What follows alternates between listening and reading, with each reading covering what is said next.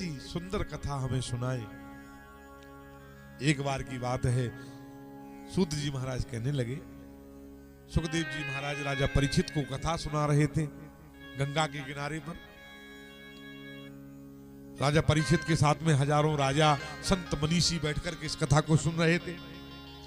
देवराज इंद्र को पता पड़ा गंगा के किनारे भगवान की कथा हो रही है, तो देवराज इंद्र अपने सोने के कलश में अमृत भर करके आया और सुखम नत्वा बदनम सर्वे स्वाकार कुशलम सुरा, और प्रणाम किया सुखदेव जी को। महाराज प्रणाम।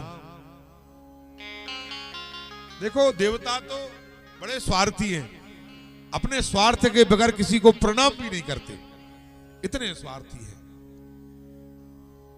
कि बिगर स्वार्थ के किसी को प्रणाम भी नहीं करेंगे, किसी के पास भी नहीं जाएंगे, किसी से बात भी नहीं करेंगे। उनको कहते हैं स्वार्थी। और नीच कोई जाति नहीं होती है, भगवान के यहां से कोई नीच नहीं है। जिसके हृदय में रोम रोम में स्वार्थ भरा है, नस नस में जिसके स्वार्थ भरा है, उसी को शास्त्र ने नीच की संज्ञा दी है। जो बगैर स्वार्थ के कुछ करता नहीं, वो कौन है?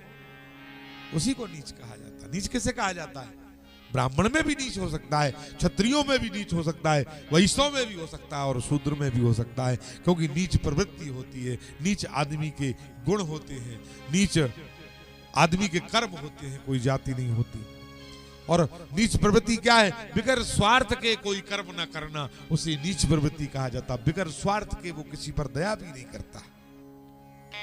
देवता बड़े स्वार्थी हैं, बिगर कारण के प्रणाम भी नहीं करते, कहीं जाते नहीं। सुखदेव जी ने कहा कि आज तो देवता हमारी सभा में पधारे हैं, बड़ी खुशकिस्मती है। आइए देवराज इंद्र सारे देवताओं के साथ स्वर्ण के कलश में अमृत भर के चल, इतना अनमोल भेंट देने को तैयार है।